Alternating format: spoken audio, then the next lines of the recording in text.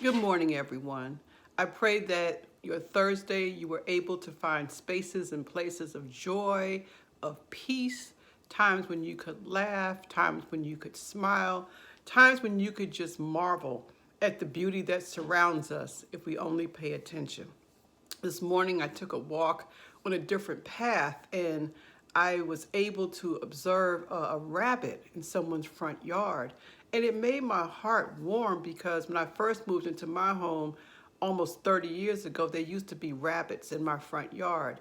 And unfortunately, they're no longer there because also in the back of my house in kind of uninhabited piece of land, there are feral cats or wild cats. And I suspect the cats got rid of the rabbit population. So I was glad to see a rabbit because I haven't seen one outside in a long time. Now, back to our topic. We've been talking about forms of anger, and just to remind you, we talked about anger expressed externally, which is aggressive, anger that's expressed internally, which where we take blame for things and we beat ourselves up, which can lead to depression. And our third form of anger is called passive aggressive. Passive aggressive it's aggressive. Well, it's done in a passive way, but it's still aggressive because when it's displayed, it's done with the intention of sending somebody a message, sending somebody a sharp message, but it's done in a way that's quite passive. We don't do it intentionally. We don't do it in an overt manner. Let me put it that way. We do it in a more covert manner. The problem with that is, let me give you an example before we talk about the problem with it. The example I use a lot is if you are partnered, if you have a husband, if you have a wife, whatever your situation may be, your partner, your whoever has done something that you did not like. They've done something that's gotten on your nerves. So instead of saying to them, when you did this, this is how it made me feel, or let's discuss what just happened, instead of addressing it directly, you'll then do something to get on their nerves, like leave your underwear in the middle of the floor, or leave the milk out so it'll spoil. So when they come to get it, it's not usable. It's a what would you call it? It's an indirect way of expressing your anger. Another example could be, well, you've made me angry, but instead of me saying that, I just won't speak to you. And when you ask me what's wrong, I'll say nothing. And they'll say, are you okay? And you'll say, I'm good. But knowing that you are fuming inside, knowing. And so it also doesn't give the other person an opportunity to address however you may have believed that they have wronged you. For a lot of people, they find themselves doing a lot of passive aggressive things and not necessarily realizing it. Because again, like other ways that we express our anger, it's learned behavior. It's things that we have learned. So I'll give you a quick example. I have a grandson. He's my third youngest grandson. And when he was probably about 3, he had got upset with me about something. I don't remember what the situation was. And so what he would do, I didn't realize that he was upset. And he did not, I guess, have the language or know how to say that to me. And so when I would reach to try to hug him, he would subtly push my arm away. Just real subtle. Just real subtle. Or he would turn his body really subtly just so that my hand would fall. He wouldn't push, he wouldn't kick, he wouldn't scream. He would do it really subtly. And that's appropriate for a toddler who's 3 because, again, he doesn't have the language, he's learning. But it's inappropriate when we're 23, when we're 33, when we're 53, when we're 63, when we're adults. It's inappropriate. Well, I should say it's a dysfunctional way of expressing our anger.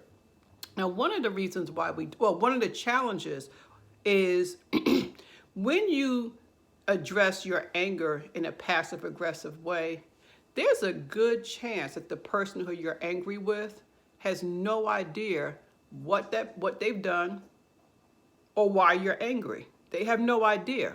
They may not even know that when they ate the last piece of fried chicken or ate your favorite piece of fried chicken that you were now pissed off. They may not have known that whatever it is, the offense that you had, or they may know, but they've kind of moved on. But you're doing things hoping like, yeah, if I do this, they'll see just, now let them see how it feels when something's done to them. But guess what? A lot of times they're not making the connection.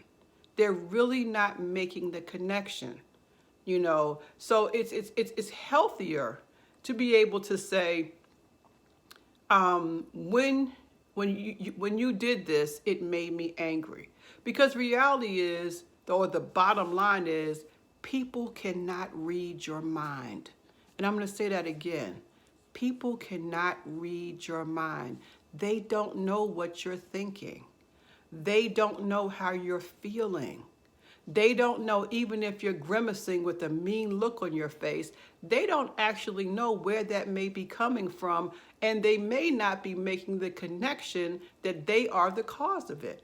And guess what? They may not be the cause of it for real. You may just be projecting your anger on them. And so that's why it's healthier to be able to say, when this happened, this is how it made me feel. Notice I said, when this happened, this is how it made me feel, as opposed to saying, you did this and now I'm pissed off. Because the reality is, in a lot of instances, probably more times than not, when people make us angry, or when we become angry behind someone's behavior, in most instances, whatever they did, it was not their intention to make you angry. It was not their intention to piss you off. I used to tell the veterans that I worked with who a lot of times exhibited road rage because of the combat trauma. And I would say to them, let me just ask you a question. You have now, participated in road rage where you almost lost your life or you almost damaged your car. I had a client who lost her license for a year because of a road rage situation. But you're doing that. Have you ever considered that whoever cut you off, whoever did whatever offense you found so intolerable, have you considered that there's a great possibility they did not wake up that morning and say, let me intentionally piss off Joe, who I know I'm going to run across when we're riding down the street. My intention is to piss them off. 9 times out of 10, we do have people who are very aggressive drivers, but for a lot of people who may piss you off are people who are just kind of dealing with their own stuff. They may be thinking about something else. They may be late for work. They may be doing whatever it is that they're doing that's caused them to do something to make you angry. And no, I'm not making excuses for them.